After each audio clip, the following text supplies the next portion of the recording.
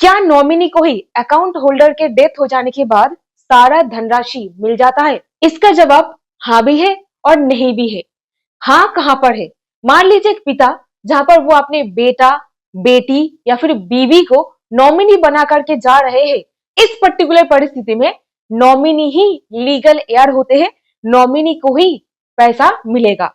लेकिन कुछ और परिस्थितियां भी देखा जाता है जहां पर परिवार के कोई लोग, यानी कि मान लीजिए कोई फादर, वो अपने बेटी, बेटा या फिर वाइफ को नॉमिनी नहीं बनाए हैं, कोई थर्ड पार्टी को नॉमिनी बनाए हैं। ऐसे परिस्थिति में नॉमिनी सिर्फ केयरटेकर होते हैं, सिर्फ और सिर्फ पैसा को संभालने का काम करेंगे, जब तक कि लीगल एयर उस पैसे को आकर के क्लेम नहीं कर लेता है तब तक। इस पर्टिकुलर परिस्थिति में नॉमिनी कभी भी पैसों का मालिक नहीं बन जाता है। तो क्या नॉमिनी पैसों का मालिक होता है? आई होप इसका जवाब आपके सामने आ चुका है। यहीं पर चलिए आज जानेंगे। मान लीजिए एक परिवार जहां पर एक इंसान रोज सुबह प्राइवेट नौकरी पर जाते थे, उसकी सैलरी से घर चलता था, बच्चों की फीस भरती थी। लेकिन एक दिन अचानक सब कुछ बदल जाता है। प्राइवेट जॉब करते हुए उस आदमी की डेथ हो जाती है। घर में सिर्फ दुख ही नहीं होता है, ये सवाल भी मन में चल रहा होता है कि आगे क्या होगा, घर कैसे चलेगा, पैसा कहां से आएगा, पैसों का क्या होगा। ऐसे परिस्थिति में क्या करना है, चलिए समझते हैं स्टेप बाय स्टेप। ऐसे मुश्किल वक्त में नॉमिनी होने के नाते आपके पास कुछ अधिकार है, और सबसे पहला जो कदम आपको इस परिस्थिति में उठानी चाहिए, और वो है डेथ सर्टिफिकेट ऑब्टेन करना, ताकि उसकी सैलरी, पीएफ, ग्रेचुइटी, इंश्योरेंस, ये सब कुछ चीजों का बेनिफिट आपको मिल सके। अब सवाल आता है कैसे मिलेगा। स्टेप नंबर 1, सबसे पहला और जरूरी डॉक्यूमेंट होता है डेथ सर्टिफिकेट। हॉस्पिटल या म्यूनिसिपल कॉर्पोरेशन से आपको ये डॉक्यूमेंट निकाल लेना है, क्योंकि आगे जो भी काम होगा, चाहे वो गवर्नमेंट कोई काम हो या फिर प्राइवेट ऑफिस में कोई काम हो, सबसे पहले इनके द्वारा डेथ सर्टिफिकेट ही मांगा जाता है। सच कहे, बिना डेथ सर्टिफिकेट के आप किसी भी फाइनेंशियल प्रोसेस को आगे बढ़ा ही नहीं सकते।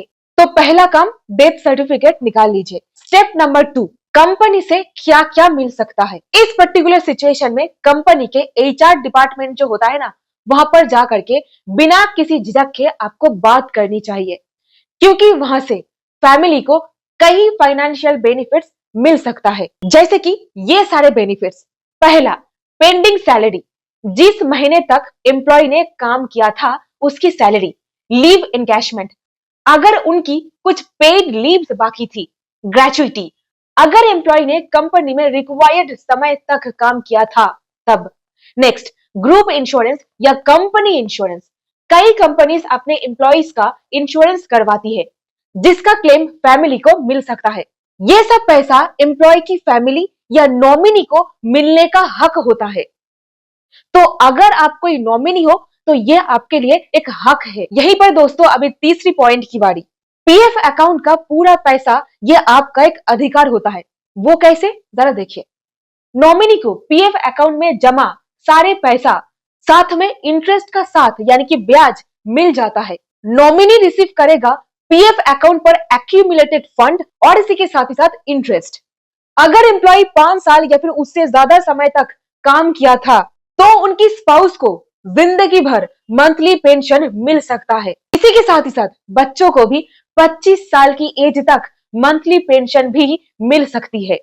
अगर किसी व्यक्ति की जॉब करने के दौरान डेथ हो जाती है तो उसकी फैमिली को 7 लाख तक इंश्योरेंस की बेनिफिट मिल सकती है, even if they don't have any separate insurance. Step number 4, bank और इन्वेस्टमेंट के बारे में बात करें। अगर किसी व्यक्ति की डेथ हो जाता है तो सबसे पहले जा करके बैंक की जो मैनेजर है उनको ये इंफॉर्मेशन देनी चाहिए, क्योंकि देखिए हाल ही में ही आया अनक्लेम्ड डिपॉजिट का amount reserve bank of India के हिसाब से 62,000 करोड़ से भी ज्यादा है।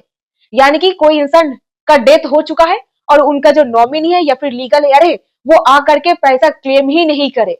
तो इसीलिए बैंक मैनेजर को जाकर के ये सूचना सबसे पहले दीजिए। यहीं पर बैंक आपसे डेथ सर्टिफिकेट और नॉमिनी डिटेल्स मांग सकता है। अगर आप अकाउंट के नॉमिनी है तो फुल प्रोसेस कंप्लीट होने के बाद अकाउंट में जो भी पैसा है वो आपके अकाउंट पर ट्रांसफर हो सकता है आसानी से।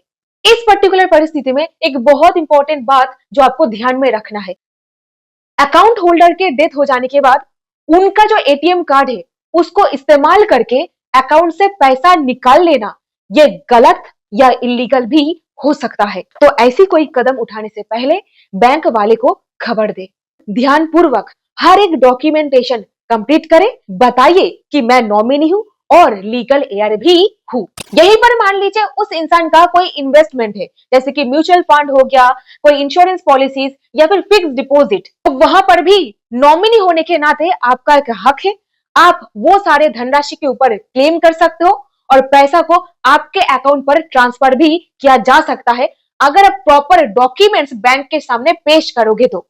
अगर बैंक मान लेता है आप ही नॉमिनी हो और आप लीगल एयर भी हो, इन्वेस्टमेंट धनराशि भी आपके अकाउंट में ट्रांसफर किया जा सकता है। Step number 5, insurance policy claim. Insurance claim और लोन्स, मान लीजिए जो इंसान गुजर गया है उनका कुछ इंश्योरेंस पॉलिसी है, अगर उन्होंने खुद कोई इंश्योरेंस पॉलिसी ली हुई थी तो नॉमिनी को या फिर फैमिली मेंबर्स को जल्दी से इंश्योरेंस कंपनी में क्लेम फॉर्म फिल करना चाहिए। इसके लिए आमतौर पर डेथ सर्टिफिकेट, पॉलिसी डिटेल्स और आइडेंटिटी डॉक्यूमेंट्स सबमिट करना पड़ता है। मान लीजिए जो इंसान गुजर गया है उनके नाम पर अगर कोई होम लोन या कार लोन था तो एक इंपॉर्टेंट बात जरूर चेक करें कि क्या उस पर्टिकुलर लोन के साथ कोई इंश्योरेंस भी लिया गया था या नहीं। बहुत बार बैंक लोन के साथ भी इंश्योरेंस भी देते हैं। अगर लोन इंश्योर्ड था तब देखिए उस पर्टिकुलर परिस्थिति में बैंक को बाकी लोन अमाउंट पे कर देती है और फैमिली को अपनी पॉकेट से लोन चुकाने की जरूरत नहीं पड़ती है। इसीलिए ऐसे वक्त में लोन डॉक्यूमेंट्स और इंश्योरेंस पेपर्स ध्यान पूर्वक चेक करें। 3 जरूरी बातें जो आपको याद रखनी चाहिए। तो पैन यानी कि परमानेंट अकाउंट नंबर, मृतक के पैन कार्ड तुरंत कैंसिल मत करवाइए क्योंकि इनकम टैक्स फाइल करने के लिए आईटीआर के लिए पैन कार्ड की जरूरत पड़ सकता है। इसीलिए सारे फाइनेंशियल काम जब तक कंप्लीट नहीं हो जाता पैन कार्ड को सरेंडर ना करें। नेक्स्ट, मोबाइल नंबर, उनका मोबाइल नंबर एक्टिव रखिए क्योंकि बैंक और गवर्नमेंट काम के लिए ओटीपी आता है और वो इसी नंबर पर आता है। ईमेल आईडी के बारे में बात करें, अगर उनका ईमेल आईडी का पासवर्ड आपको पता है, मालूम है, तो उसको सेफली रखिए क्योंकि अक्सर इन्वेस्टमेंट की डिटेल्स, पॉलिसी डिटेल्स ईमेल पर ही आता है।